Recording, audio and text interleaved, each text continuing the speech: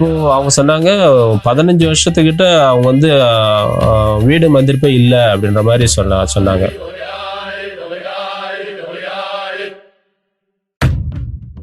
நிறைய பேர் வருவாங்க, என்னுடைய கணவர் என்னை துரத்தி விட்டாரு, இல்லை வீடு வாடகை கொடுக்க முடியாம வீட்டை பூட்டிட்டாங்க.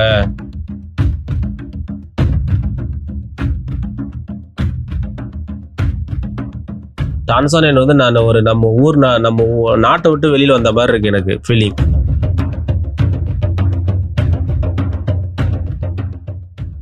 அன்பானவர்களே, உண்மையாலுமே ரொம்ப சந்தோஷமா இருந்துச்சு இவருடைய பங்குல பார்க்கும்போது. நிறைய குரூப்ஸ் எல்லாம் உருவாக்குனாங்க, நிறைய காரியங்கள் பண்ணாரு.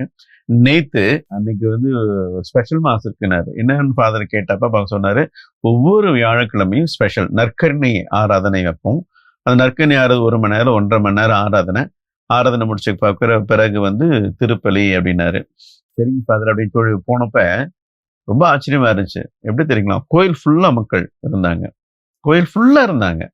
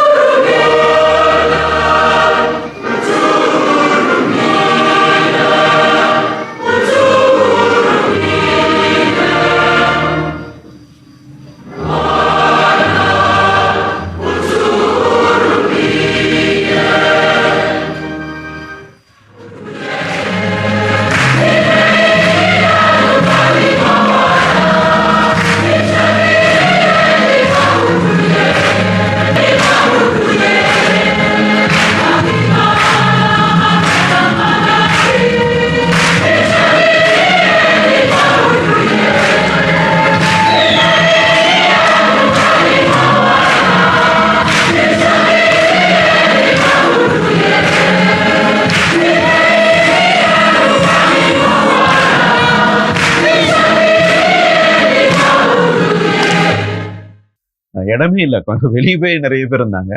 அதை விட உண்ணான்னு கிட்டத்தட்ட 11 குருக்கள் உட்கார்ந்து இருந்தாங்க, பாவசங்கன்னு கேட்டிருந்தாங்க. எல்லா இடத்துலயும் மக்கள், எல்லா இடத்துலயும் சின்ன யூத் பசங்க இருந்தாங்க, பெரியவங்க இருந்தாங்க, சின்னவங்க இருந்தாங்க. எல்லாருமே பாவசங்க. ஒவ்வொரு ஃபாதர்ஸ் கிட்டையும் குறைஞ்சது ஒரு 10 பேராவது லைன் நின்று இருந்தாங்க.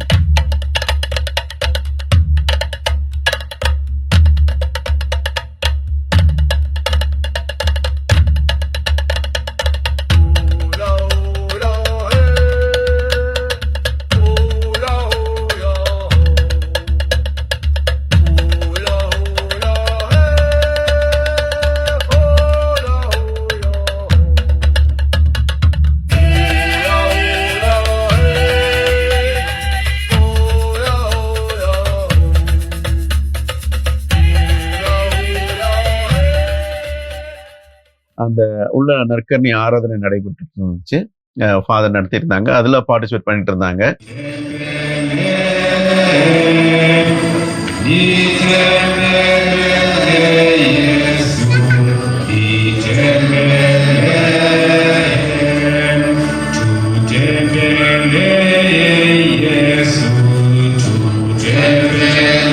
Kama wale wakoma 10 tumekubaliana walipomwona Yesu anapita, walisimama kwa mbali, akamwambia Bwana, usiniache.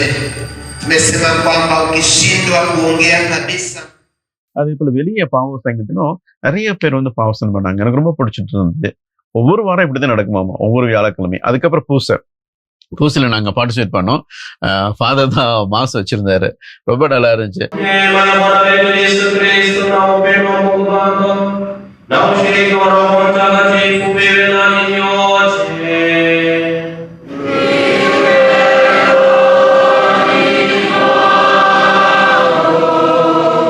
அந்த லாங்குவேஜ் எனக்கு புரியல, ஆனா வந்து அவங்க பார்ட்டிசிபேட் பண்ணும்போது அவ்வளவு சந்தோஷமா எனக்கு இருந்துச்சு. பக்கத்துல இருக்க பாட்டு என்னென்ன பேசுறாரு அப்படின்னு சொல்லி கேட்டுக்கிட்டேன். அப்பப்ப கேட்டேன். ரொம்ப நல்லா இருந்துச்சு. மக்களும் நல்லா வரவேற்றாங்க. எங்கிட்ட பேசும்போதும் அவ்வளோ நல்லா இது பண்ணாங்க. ரொம்ப சந்தோஷமா இருந்துச்சு. ஃபாதர் உங்களை ரொம்ப பாராட்டுறேன். மாதா டிவி சார்பாகவும் அதே போல மாதா டிவி நேயர்கள் சார்பாகவும் இதை பார்த்துட்டு இருக்கிறாங்க நிறைய பேர் வந்து கண்டிப்பா ரொம்ப ஆச்சரியமா பார்ப்பாங்க. ஒரு தமிழ் சாமியார் கென்யால இன்னொரு கண்டத்துல போய் ஆப்பிரிக்கா கண்டத்துல போய் இவ்வளோ காரியங்கள் செஞ்சிருக்கிறாருன்னு சொல்லிட்டு உண்மையா அவங்கள பாராட்டுவாங்க, உங்களுக்காக ஜெபிப்பாங்க. நன்றி. எல்லா கடல் உண்மையாலுமே நிறைய காரியங்கள் செஞ்சிருக்கிறீங்க. குறிப்பா அந்த வியாழக்கிழமை அந்த திருப்பலி அத்தனை மக்கள் எடநாள்ல வந்தாங்க அப்படிங்கும்போது ரொம்ப சந்தோஷம். ஆச்சரியம் தான். அதே போல அத்தனை குருக்களை நீங்க வர வச்சீங்க. ஒவ்வொரு வாரம் நிறைய பேர் ஒரு 6-7 குரூப் கண்டிப்பா வர வச்சிரும். வர வச்சு அவங்களுக்கு தேவையானது கொடுக்குறீங்க. ஆமா கண்டிப்பா. அவங்களுக்கு சில பேர் பெரும்பாலான சூழ்நிலை வந்து நாங்க போயிட்டு அவங்க இருக்கிற இடத்துல இருந்தே கூட்டு வந்துடும் கார்ல. திருப்பி அதே மாதிரி ஏன்னா நைட்ன்றதால திருப்பி அவங்கள கொண்டு போய் விட்டு வந்துடும். அதே மாதிரி சப்போர்ட் அவங்களுக்கு கொஞ்சம் ஹெல்ப்பும் சப்போர்ட் பண்ணுவோம். அட்லீஸ்ட் அவங்களுக்கு ஹெல்ப்பா இருக்கும். ஏன்னா சாமியாரை பத்தி நமக்கு தெரியல. ஆனா அவங்க வந்து நிறைய சாக்ரிஃபைஸ் பண்றாங்க. வந்து மக்களுக்கு இந்த மாதிரி நாணயங்கள் உதவுறது நல்ல விஷயம் தானே சாமி. அதை நம்ம சப்போர்ட் பண்ண சாமி. இந்த பங்குல நீங்க இருக்கும் பொழுது 10 மாசம் இருந்துக்கிறீங்க, இந்த காரியம் எல்லாம் செஞ்சிருக்கிறீங்க, ரொம்ப இருக்கு. இதை தவிர வேற ஏதாவது காரியங்கள் இது நான் செஞ்ச ரொம்ப சந்தோஷமா இருந்துச்சு அப்படின்னு சொல்லிட்டு ஏதாவது காரியங்கள்? இங்க வந்து அடுத்தது முக்கியமான ஒரு சூழ்நிலை, நாங்க வந்த உடனே நாங்க 2 பேரும் உதவி சாமியார் நானும் புதுசு இல்லைங்களா சொன்னேன். அப்போ நாங்க வந்து மக்களை தெரிஞ்சுக்கணும்னு ஆசைப்பட்டோம். எங்க வாழ்றாங்க, என்ன சூழ்நிலை அப்படின்னு நாங்க என்ன முடிவு பண்ணா 2 பேருமே சேர்ந்து அன்பியங்களை மந்திரிக்க போகணும் அப்படின்ட்டு முடிவு பண்ணிட்டோம். ஹவுஸ் விசிட்டிங் ஆரம்பிச்சோம். மொத்தம் 3 கிளைப்பங்கு இருக்கு. இது 4வது. அப்போ மொத்தம் 4 ஸ்டேஷன்ஸ். ஒரு ரொம்ப தூரமான ஸ்டேஷன் வந்து 25 கிலோமீட்டர் இருக்கு. மட் ரோட் தான் கொஞ்சம் தூரம் போனோம். அது வில்லேஜ் மாதிரி, அது வந்து நமக்கு கிராமம் மாதிரி. அது இங்க வந்து டவுன். மற்ற 2 இடங்களுக்கு போனா கொஞ்சம் வில்லேஜ் தான். அப்ப முதல்ல நாங்க அந்த வில்லேஜையும் வந்து மந்திரிக்கணும். மொத்த பங்கே நம்ம எல்லா அன்பையிலும் மந்திரிச்சிடணும். மொத்தம் ஒரு 50 அன்பையும் இருக்கு மொத்த பங்குல. எல்லாரையும் மந்திரிச்சிடணும் அப்படின்னு சொல்லிட்டு முடிவு பண்ணோம். அதே மாதிரி என்ன பண்ணலாம் சொல்லிட்டு நம்ம 2 பேரும் சேர்ந்தே போவோம். 2 பேரும் சேர்ந்து ஒரு அன்பினா ஒரே 2 பேரும் ஒரே டைம்ல இருப்போம். இப்படி ஒரு இடத்துல இருந்து ஆரம்பிச்சோன்னா 2 பேரும் ஒன்னா போவோம். இந்த பக்கம் நீ போ, இந்த பக்கம் போ, அப்படியே ஒன்னா அப்படியே சேர்ந்து கடைசியில வந்து பூச வைக்கணும். அது மாதிரி முடியும். அப்ப 2 பேருக்கும் ஒரே டைம்ல நான் அந்த ஜியோகிராஃபி தெரிஞ்சிடும். மக்கள் எங்க இருக்காங்க, இந்த அன்பினா இந்த ஏரியால இருக்காங்க அப்படின்ற மாதிரி தெரியும் அப்படின்ற மாதிரி நாங்க முடிவு பண்ணோம். அதுதான் ஒரு பாசிட்டிவ் இம்பாக்ட் இதுக்கு வாய்ப்பு இருந்துச்சு. அப்போ அதுல இருந்து நமக்கு வந்து அவங்களோட பேரை தெரிஞ்சுக்கிட்டோம், அவங்க எங்க இருக்காங்க தெரிஞ்சுக்கிட்டோம். அப்போ நம்ம ரொம்ப they felt at home. ரொம்ப நம்ம சாமியார் 2 பேரும் நம்ம இருக்காங்க, ஒருத்தருமே இருக்காங்க. நம்ம இது மாதிரி ஒரே 2 சாமியார் ஒரே டைம்ல வர்றது அவங்க பார்த்தது கிடையாது அப்படின்ற மாதிரி சொன்னாங்க. இது வந்து ரொம்ப விட்னஸிங் வேல்யூ அப்படின்ற மாதிரி. நாமளும் மக்களும் ஒன்னா இருக்கணும், அன்பியத்துல அது மாதிரி பிரிவினை இருக்கக்கூடாது, நம்ம பங்குலையும் பிரிவினை இருக்கக்கூடாது, எல்லாம் ஒன்னா செய்யணும். யாரும் ஒரு பக்கம் இந்த சாமியார்ட்ட போயிட்டு விளையாட முடியாது, இந்த பக்கம் விளையாட முடியாது, எல்லாம் அவங்க 2 பேரும் ஒன்னா இருக்காங்க அப்படின்ற ஒரு அபிப்பிராயம் அவங்க மக்கள்கிட்ட வந்துச்சு. அப்போ அது ஒரு முக்கியமான ஸ்ட்ராட்டஜி நாங்க ஆரம்பிச்சோம். ஏன்னா வீடுகளை மந்திரிக்கணும், தெரிஞ்சுக்கணும் அப்படின்ற மாதிரி. அதே மாதிரி முதல்ல நாங்க ஆரம்பிச்சது ஃபார்தர் அவுட் ஸ்டேஷன், அந்த வில்லேஜ் கிளைப்பங்குல ஆரம்பிச்சோம். ஏன்னா அவங்க வந்து நிறைய டைம்ல அவங்க வந்து அவங்கள மறந்துடுற மாதிரி அவங்க நினைக்கிறாங்க. நம்ம அதிகம் அவங்க கான்சென்ட் பண்றது இல்ல, பங்குல தான் நிறைய அவங்க பண்றாங்க அப்படின்ற மாதிரி ஒரு அபிப்பிராயம் இருக்கும்போது நான் உணர்ந்தேன். அப்ப அது என்ன பண்ணா அங்க வில்லேஜ் ஆரம்பிச்சோம். அங்க ஒரு 4 அன்பு இருக்குது. அந்த இடத்துல போயிட்டு மந்திரிக்க ஆரம்பிச்சோம். அப்போ அவங்க சொன்னாங்க 15 வருஷத்துக்கிட்ட அவங்க வந்து வீடு மந்திரிப்பே இல்லை அப்படின்ற மாதிரி சொன்னாங்க. அது நம்ம யாரையும் பிளேம் பண்ண முடியாது. ஆனாலும் அது நம்ம தெரிய வருது அவங்க சொல்றது. ஏன்னா வந்து கூப்பிட்டா போவாங்கன்னு நினைக்கிறேன் சாமியாருங்க. இதை மாதிரி அவங்களே அரேஞ்ச் பண்ணி போனது இல்லை அப்படின்ற மாதிரி எனக்கு தெரிய வந்துச்சு. அப்படின்னா நம்மளே அரேஞ்ச் பண்ணணும். மக்கள் கூப்பிடணும் எதிர்பார்க்க கூடாது. நம்ம மக்கள்கிட்ட கூட இருக்கணும்னா நம்மளும் அரேஞ்ச் பண்ணி போகணும் அப்படின்ற மாதிரி ஒரு வந்துச்சு எனக்கு. அப்ப அது தெரிஞ்சுக்கிட்டோம். அதெல்லாம் அதே மாதிரி மற்ற இன்னொரு அவுட் ஸ்டேஷன் அதையும் முடிச்சோம். 2 அன்பே இருந்துச்சு, அதையும் முடிச்சிட்டோம். அதே மாதிரி எல்லாத்தையும் ஓரளவுக்கு அப்புறமா இங்கேயும் ஆரம்பிச்சு ஓரளவுக்கு இப்ப மொத்தம் 50ல ஒரு 45 முடிச்சுட்டு வச்சுக்கலாம். இன்னும் ஒரு 5 தான் இருக்கு. அதே இந்த 2 மாசத்துல நாங்க முடிச்சிடும். அது ஒரு இன்ட்ரெஸ்டிங்கான ஒரு இது, மக்களுக்கு ஒரே சந்தோஷம், ஒன்னா வரும். சில டைம்ல நாங்க என்ன பண்றோம்னா, நாங்க 2 பேரு மட்டும் போறதில்ல, இன்னும் மற்ற சாமியார்களும் கூட்டுக்குவோம். சில டைம்ல 4 பேர் கூட இருப்போம் ஒரு அன்பியத்துக்கே. அப்படின்னா நாங்க சீக்கிரமா முடிச்சிருவோம். சில டைம்ல அவங்க என்ன பண்ணா, வழக்கமா அவங்க என்ன நினைக்கிறாங்க, வீடு மந்திரிக்குன்னா ஒரு நாள் ஃபுல்லா எடுத்துக்கும் அப்படின்ற மாதிரி அவங்களோட கணக்கு. ஏன்னா ஒரே சாமியார் அவர் மந்திரிச்சு முடிக்கிறதுக்குள்ள ஒரு நாள் போயிடும். அப்ப நாங்க என்ன பண்ணோம், 4 பேர் 5 பேர் கூட போனோம், ஒன்னா போயிட்டு அப்படியே மந்திரிச்சுட்டு ஒரு 3 மணி நேரத்துல 2 மணி நேரத்துல எல்லாம் முடிச்சிருவோம். முடிச்சுட்டு பூசை சாப்பாடு எல்லாம் முடிச்சிடும். அப்ப அவங்களுக்கு அதுக்கப்புறம் அவங்களோட அபிப்பிராயத்தை கேட்போம். எப்படி உங்களுடைய அனுபவம்டா, என்ன கத்துக்கிட்டீங்க அப்படின்ற மாதிரி அவங்களுக்கும் பேச வாய்ப்பு கொடுக்கும். அவங்களோட சொல்லுவாங்க, அதே ஆல்சோ எக்ஸ்பிரஷன் தான் சொல்லுவாங்க. ஓகே பரவாயில்ல, நீங்க 2 பேரும் ஒன்னா வரீங்க, இத்தனை சாமியார் வந்திருக்கீங்க, கடவுளை ஆசீர்வாதம் கொண்டு வந்திருக்கீங்க அப்படின்ற மாதிரி சந்தோஷம், நம்ம எல்லாம் செய்வோம் அப்படின்ற மாதிரி ஒத்துழைப்பு. அது மாதிரி ஒரு இது சூழ்நிலை கொண்டு வந்தோம். அதுதான் ஒரு ரொம்ப சாட்டிஸ்ஃபேக்டரி ஒரு அனுபவம் இது அன்பயத்துல. ரொம்ப நல்லா செஞ்சிருக்கிறீங்க. டான்சானியா அப்படிங்கிறது ஒரு கிராமம், வில்லேஜ். இப்ப நீங்க கென்யால இருக்கிறது வந்து ஒரு டவுன் பங்கு. இப்ப அங்க இருக்கிற மக்களும் இங்க இருக்க மக்களும் வித்தியாசம் இருக்கும். வழிபாடு முறை வேற இருக்கும். நீங்களுக்கே ஒரு வித்தியாசமான அனுபவங்களா இருக்கும். கண்டிப்பா. என்ன டிஃபரன்ஸ் நீங்க பாத்தீங்க? அதான் நான் ஏற்கனவே சொன்ன மாதிரி, டான்சானியா வந்து நான் ஒரு நம்ம நாட்டை விட்டு வெளியில வந்த மாதிரி இருக்கு எனக்கு ஃபீலிங். இப்ப நம்ம இந்தியாவில இருந்து முதல்ல டான்சானியா போனேன். இப்ப டான்சானியா ஒரு 22 வருஷம் வேலை இருந்துட்டு திருப்பி இங்க ஒரு கென்யா முதல் டைம் இங்க பணி செய்ய வரும்போது வேற ஒரு நாட்டுக்கு போற மாதிரி எனக்கு, நம்ம ஊர் நாட்டுல இருந்து வேற நாட்டு போற மாதிரி ஒரு அதுவே ஒரு அனுபவம், வித்தியாசமான அனுபவம், எக்ஸ்பெக்டேஷன்லாம் இருந்துச்சு. இங்க வந்தபாடு இங்க நான் அனுபவிச்சது என்னன்னா, இங்க வந்து டவுன், இது வந்து அர்பன் ஏரியா. ஏர்போர்ட் ஒரு 7 கிலோமீட்டர் தூரம் தான் இங்க இருந்தா, இந்த பங்குக்கும் பக்கத்துல. அப்ப மக்கள் வந்து நிறைய செட்டில்டு, ஆல் மிக்சர் எல்லாம் இருக்கிறாங்க. Mixture group. ஆமா ஆமா, வேலையே இல்லாத இருக்காங்க. இந்த டெய்லி வேஜஸ், சில பேர் settled in job, running business அவங்களே, அது மாதிரி மிக்சர் குரூப் பணக்கார இருக்காங்க. அதே மாதிரி அந்த குளமும் ட்ரைப்ஸும் நிறைய மிக்ஸ்டு ட்ரைப்ஸ். ஒரு ட்ரைப் இல்ல ஒரு இடத்துல இல்லைங்களா, இது வந்து மிக்ஸ்டு, எல்லாம் மிக்ஸ்டு இருக்காங்க. அது ஒரு டிஃபரன்ஸ் பார்த்துருக்கேன். ஒரு ட்ரைப் தான் இருக்கும் நிறைய. அவங்களுடைய பழக்க வழக்கம், சாப்பாட்டு வித்தியாசம் ஒரே மாதிரி இருக்கும், நடவடிக்கை எல்லாமே ஒரு மாதிரி இருக்கும். ஆனா இங்க வந்து எல்லாமே ஒரு மிக்ஸ்டு டவுன் லைஃப் பண்ணும்போது, அர்பன் பண்ணும்போது அது ஒண்ணு. அப்படி பார்க்கும்போது சேலஞ்ச் அதை என்ன சொல்லணும்னா,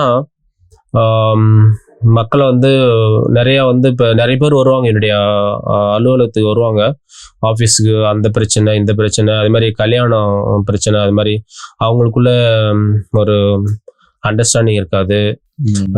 நிறைய பேர் வருவாங்க, என்னுடைய கணவர் என்னை துரத்தி விட்டாரு, இல்ல வீடு வாடகை கொடுக்க முடியாம வீட்டை பூட்டிட்டாங்க அப்படின்ற மாதிரி, நான் வந்து தெருவில் தான் இருக்கிறேன், சாப்பாடு கூட வழி இல்லை, எங்க தூங்குறதுன்னு தெரியல அப்படின்ற ஒரு நிறைய கேசஸ் அதில் மாதிரிலாம் வருவாங்க. அப்புறம் இந்த டவுன் இருக்கும்போது நிறைய பேர் வருவாங்க, நிறைய சூழ்நிலை. நான் வந்து போனேன், இந்த கோயில், நம்ம கத்தோலிக்க கோயிலை பார்த்தேன், எனக்கு நான் போறதுக்கு, அதுக்கு மேல போறதுக்கு காசு இல்லை,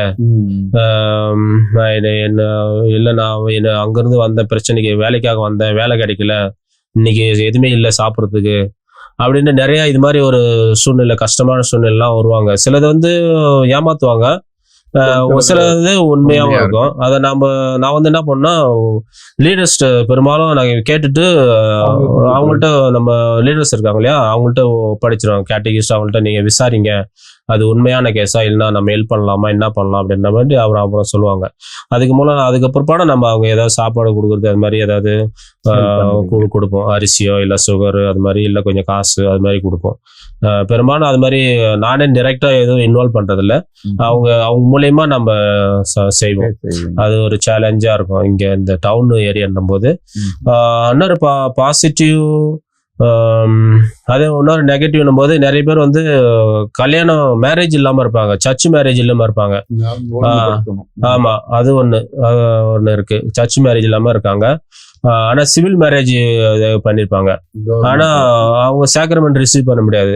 அதால அதுவும் கொஞ்சம் சேலஞ்சிங்கா இருக்கு. ஏன்னா அவங்க they want to be secure கவர்மெண்ட்ல ஏரியா கல்யாணம் பண்ணிருப்பாங்க சிவிலி. ஆனா சர்ச்சில் வந்து திருச்சபை அதாவது அவங்க வந்து ஒரு அங்கத்தினரா இருப்பாங்க. ஆனா சாக்ரமெண்ட் எதுவும் ரிசீவ் பண்ண முடியாது. அதெல்லாம் ரெக்டிஃபை பண்ணணும். இப்போ அது ஒரு சேலஞ்சு. நிறைய பேர் வந்து ஹஸ்பண்ட் கொஞ்சம் வருஷங்கள இருந்துட்டு ஒரு 2-3 குழந்தைகளோட அதுக்கப்புறம் அவங்க பிரிஞ்சிடுறாங்க. அப்ப அது மாதிரி நிறைய பேர் இருக்காங்க. அவங்களும் சாக்ரமெண்ட் ரிசீவ் பண்ணாம இருப்பாங்க. ஏன்னா அவங்களுக்கு இப்ப அதெல்லாம் அவங்களாம் ரிசீவ் பண்ணி அவங்களுக்கு கொஞ்சம் செமினார் கொடுத்து இப்ப ரெண்டு தடவை நான் வந்தபாடு 2 டைம் டீச் பண்ணி ஒரு 200 பேருக்கு மேல நம்ம அவங்களுக்கு சாக்ரமெண்ட் ரிசீவ் பண்றதுக்கு கொடுத்துருக்கோம். அது மாதிரி பண்ணியிருக்கோம். அதுவும் ஒரு சேலஞ்சா இருக்கு. அது ஆனா அடிக்கடி அடுத்த வருஷத்துல ஒரு 2 தடவை அட்லீஸ்ட் நம்ம சஃபிஷியன்ட் செமினார் கொடுத்து அவங்களுக்கு டீச் பண்ணி அதுக்கப்புறம் நம்ம அவங்கள வந்து சாக்ரமெண்ட் லைஃபுக்கு இன்ட்ரோடியூஸ் பண்ணி விடுறோம். அது மாதிரி குழந்தைங்களும் அதே மாதிரி ஞானஸ்தானம் இல்லாம இருக்காங்களா குழந்தைங்க, அதாவது கல்யாணம் இல்லாம குழந்தை பிறந்தவங்க இருக்க, கல்யாணம் வித்தவுட் சர்ச் அவுட் வெட்லாக்னும் கல்யாணம் சர்ச் மேரேஜ் இல்லாம திருமணம் குழந்தை பிறந்திருக்காங்க இல்லையா, அவங்க வந்து ஒரு இம்பிடிமெண்ட். அப்ப அவங்கெல்லாம் நம்ம அனௌன்ஸ் பண்ணி வாங்க என்னன்னு செய்யணும். குழந்தைகளுக்கு நம்ம அவங்களுக்கு ஞானஸ்தானம் எல்லாம் டீச்சிங் எல்லாம் பண்ணி அந்த குழந்தைங்களுக்கும் ஒரு வருஷத்துல ஒரு 2 தடவை இல்ல 3 தடவை 3 மாசத்துக்கு ஒரு தடவை அது மாதிரி குழந்தைங்களுக்கு ஒரு ஃபோக்கஸ் பண்ணி அவங்களுக்கு ஞானஸ்தானம் பெறட்டும் அப்படின்ற மாதிரி. ஆனா பெற்றோர்களை சாக்ரமெண்ட் இப்போ ரிசீவ் பண்ண முடியாது. ஆனா குழந்தைங்களுக்கு ஞானஸ்தானம் கொடுக்கலாம் அப்படின்ற மாதிரி அதுவும் பண்றோம். அது மாதிரி ஒரு இது இருக்கு. பாராட்டக்கூடிய விஷயம். நிறைய காரியங்கள் கன்ஸ்ட்ரக்ஷன் மட்டும் இல்லாம கோயில்ல மட்டும் ஒழுங்குபடுத்த முடியாம நான காரியங்கள் பாக்குறது. அதாவது சர்ச்சை விட்டு தள்ளி இருக்கிறவங்களை நீங்க அரவணைக்கிறீங்க. சர்ச்சை விட்டு வெளியே இருக்கிறவங்களை அரவணைச்சு மறுபடியும் சர்ச்சுக்குள்ள வர வச்சு நிறைய ரெக்டிஃபிகேஷன் ஆஃப் மேரேஜ், கல்யாணம் ஒழுங்குபடுத்துறது, ஞானஸ்தானம் கொடுத்து எல்லாம் கொண்டு வர்றது ரொம்ப சந்தோஷம். அதே மாதிரி மக்கள் வந்து நிறைய சாமியாரங்களை வந்து மதிப்பாங்க. சாமியாருங்க அதனுடைய ஆசீர்வாதம் வேணும். எப்ப பார்த்தாலும் வந்து இந்த பிரச்சனை, நான் இந்த வேலைக்கு வேலை இல்லை அதுக்காக வேண்டிங்க, குடும்பத்தில் இந்த பிரச்சனை வேண்டிங்க, நான் பயணம் செய்ய போறேன் அதுக்காக வேண்டிங்க அப்படின்ட்டு எப்ப பார்த்தாலும் சாமியார்ட்ட வந்து ஆசீர்வாதம் கேட்பாங்க. அப்ப நம்ம வந்து அவைலபிலிட்டா இருக்கணும். எப்ப பார்த்தாலும் நம்ம வந்து அவங்களுக்காக இருக்கணும் அப்படின்ற மாதிரி ஒரு இந்த ஏரியாவில் அது ஒரு இது எதிர்பார்ப்பு மக்கள்கிட்ட. அதாவது நமக்கு வந்து எப்பயுமே பிஸி, எப்பயுமே மக்களுடைய பார்க்கும்போது அவரு எப்ப இருக்கும் மக்களோட இருக்கணும் அப்படின்ற ஒரு திருப்தி பணியில நல்லபடியா போயிட்டு இருக்கோம் வச்சுங்களேன். சாமி ரொம்ப சந்தோஷமா இருக்கு. உங்களுடைய பணிகள் டான்சானியா அதே போல கென்யால இருக்கும்போது ரொம்ப சந்தோஷமா இருக்கு. நிறைய காரியங்களை செஞ்சிருக்கிறீங்க. ரொம்ப பாராட்டுகள். கண்டிப்பா இந்த எபிசோடு பார்த்துட்டு இருக்கிற மக்கள் அனைவருமே உங்களை பத்தி என்னவோ பெருமையா இது பண்ணுவாங்க. கண்டிப்பா இருக்கேன். இப்ப கடைசியா ஒரே ஒரு இது, இவ்வளவு வருஷம் வாழ்ந்துட்டீங்க. ஐ மீன் ஒரு 23 வருஷம் இந்த ஆப்பிரிக்காவில் 18 வருஷமா சாமியார். இத்தனை 18 வருஷம் சாமியார் வாழ்க்கை, ஒரு குருத்துவ வாழ்க்கையை வாழ்ந்திருக்கீங்க. எங்க மக்களுக்கு நீங்க என்ன சொல்றீங்க? ஒரு சின்ன ஒரு மெசேஜ் எங்க மக்களுக்காக பார்த்துட்டு இருக்க மக்களுக்கு கொடுங்க. ரொம்ப நன்றி சாமி. மாதா டிவியின் பார்வையாளர்களே, நான் என்ன சொல்ல விரும்புறேன்னா, கடவுள் மேல நம்பிக்கையா இருக்கணும். நம்ம கிறிஸ்தவர்களாக இருந்தாலும் சரி, அதை கிறிஸ்தவர்கள் மற்றும் நம்ம சாமியார் குருக்கள் கன்னியர்கள் நம்மளுடைய வாழ்க்கையில வாழும்போது கடவுள் மேல நம்பிக்கை வச்சு அதுல இருந்து தளராம இருக்கணும். அதுதான் நான் சொல்ல விரும்புறேன்.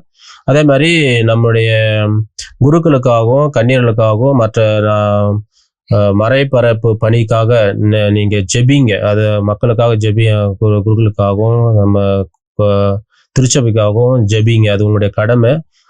அன்னை மறியல் வழியாக அவங்களுக்காக ஜெபிக்க தவறாதீங்க. கண்டிப்பா ஜெபிங்க. ஏன்னா இது மாதிரி ஒரு கஷ்டமான சூழ்நிலையில நாங்க பணி செய்யும்போது கடவுளுடைய ஆசிரியர் இல்லாம நம்ம அந்த அளவுக்கு செய்ய முடியாது. நிறைய சேலஞ்ச், நிறைய பிரச்சனைகள், எவ்வளோ